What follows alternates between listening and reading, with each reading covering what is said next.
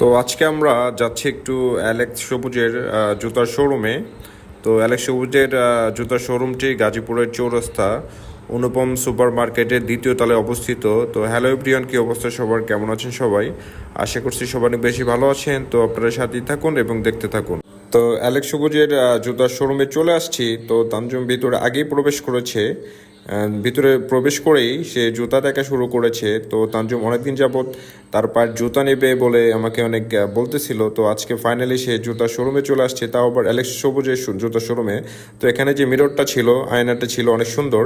তো আমাকে কেমন লাগতেছে অবশ্যই কমেন্টস করে জানাবেন।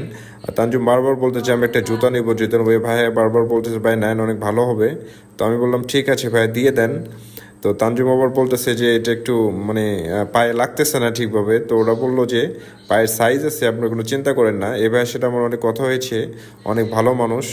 আর অ্যালেক্স সবুজের 3টা গোল্ডেন প্লে বাটন আছে, ইউটিউব চ্যানেলের 3টা প্লে বাটন আছে। তো অ্যালেক্স সবুজ ভাইয়া দোকানে ছিল না জন্য দেখা হয়নি। আরও অনেক লোকজন চলে আসছে ওখানে, সবাই ভিডিও করতেছে, আমরাও করলাম।